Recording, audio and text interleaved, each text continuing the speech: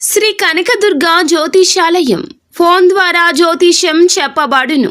కుటుంబ సమస్యలు, వ్యాపార సమస్యలు, భార్యాభర్తల సమస్యలు, ఆరోగ్య సమస్యలు, సంతాన సమస్యలు, కోర్టు సమస్యలు, ఇలా మీరు ఎన్నో సమస్యలతో బాధపడుతున్నారా? ఒక్కసారి మా గురువు గారిని సంప్రదించండి. గురూజీ శివశక్తిరాజు. Phone number 9764639967. 100% స్త్రీ పురుష వశీకరణం చేయబడును. మీకు ఎటువంటి సమస్యలు ఉన్నా ఒక్కసారి గురువు గారిని సంప్రదించండి. ఈ రోజున మాత్రం మీ యొక్క జీవితంలో జరగబోయేది ఇదే. ఏం జరుగుతుంది తెలుసుకోవాలి అనుకున్నా, ఎటువంటి పరిస్థితుల్లోకి వెళ్ళబోతున్నారు అని తెలుసుకోవాలనుకున్నా వీడియోని మీరు పూర్తిగా చూడాల్సిందే. చాలా దారుణం జరగబోతుంది. వీరి బాధ చూసి మీరు వణికిపోతారు.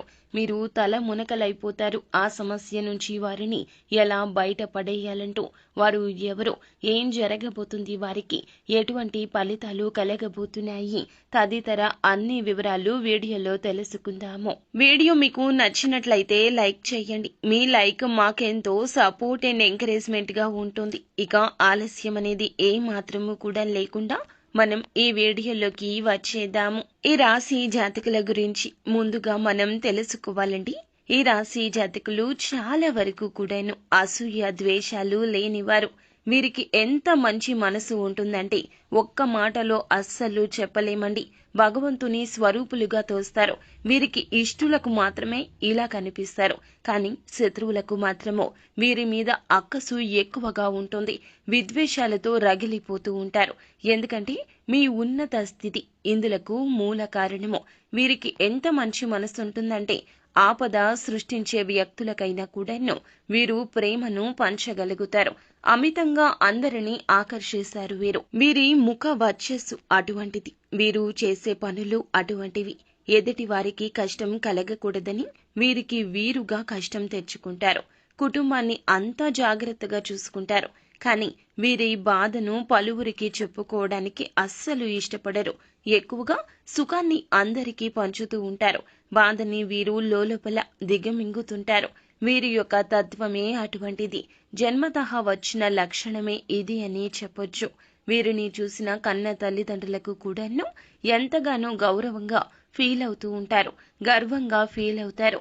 అందరినీ వీరు చక్కగా చూసుకోవడం, అందరితో కలివిడిగా ఉండడం, ఎక్కడికి వెళ్ళినా సరదాగా కాలక్షేపం చేయడం, అందరితో నవ్వులు పూయించడం ఈ రాశి జాతకుల తత్వం కింద చెప్పుకోవాలి. ఈ రాశి జాతకుల మనోచిత్తం చాలా వరకు విచిత్రంగా ఉంటుంది.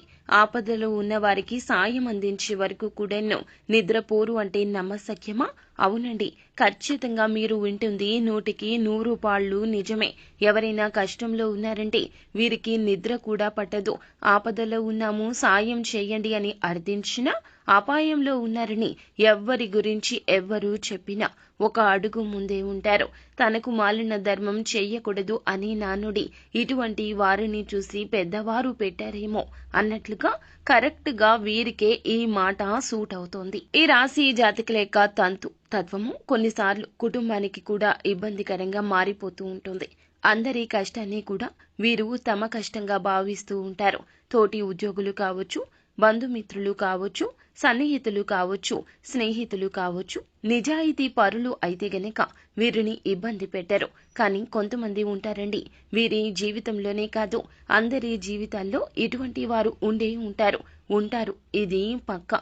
అవకాశం దొరికితే చాలండి, ఎదుటి వారిని ఎప్పుడు మోసం చేద్దాము, మనం ఒక మెట్టు పైకి ఎక్కేద్దాము అన్నట్లుగా ఇటువంటి వ్యక్తులు ఇప్పటి ఆధునిక యుగంలో చాలా మంది ఉన్నారండి. ఈ మోసపూరిత మనుషుల మధ్య మనం ఉంటున్నాము. ముఖ్యంగా ఇటువంటి మనుషుల మధ్య ఉంటున్న ఈ రాశి జాతకులు గమనించుకోలేకపోతున్నారు.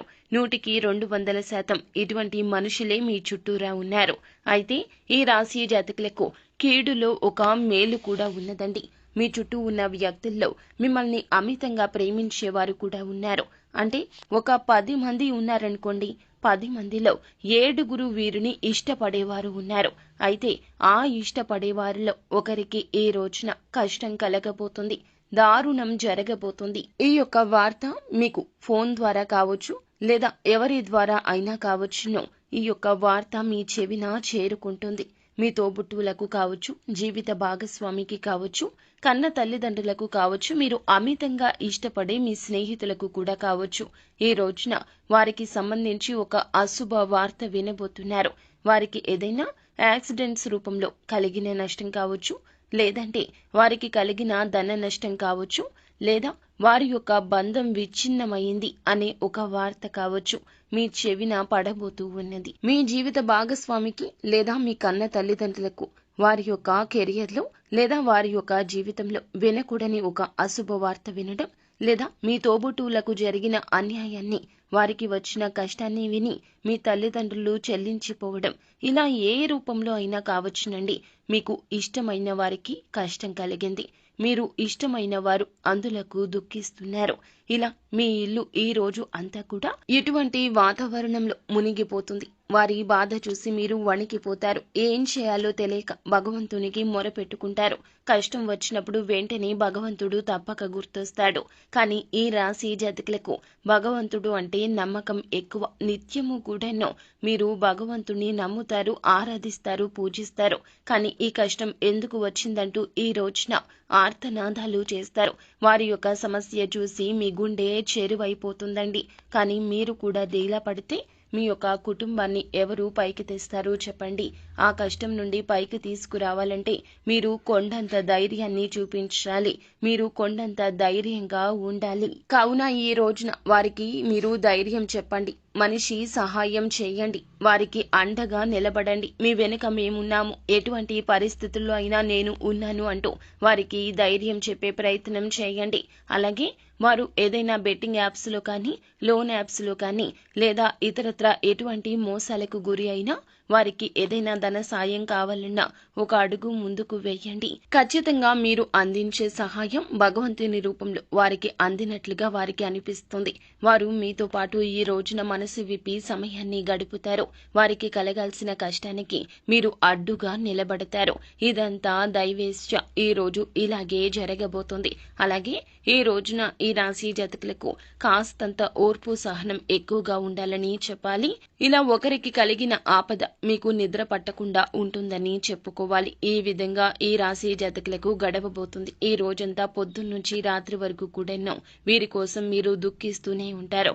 వారికి వచ్చిన ఆపద తొలగించడం కోసం అనేక రకాలుగా ఆలోచనలు చేస్తూనే ఉంటారు. సో ఫ్రెండ్స్, చూశారు కదా, ఈ రోజున తప్పక శివారాధన చేసుకోండి. వీలు కుదిరినప్పుడల్లా ఓం నమ శివాయ అనే పంచాక్షరి మంత్రాన్ని నిత్యము పఠించండి. వీలుంటే స్తోమతకు తగ్గట్లుగా పేదవారికి ఏదేని దాన ధర్మాలు చేయండి. వస్తు రూపంలోనూ, వస్త్ర రూపంలోనూ వారికి కావలసిన సహాయం ఏ రూపంలో అయితే ఆ రూపంలో మీ స్తోమత ఉంటే గనక ఖచ్చితంగా సాయం చేయండి. చేతిని వెనక్కి తీసుకోవద్దు. అంతా మంచి జరుగుతుంది. శుభం.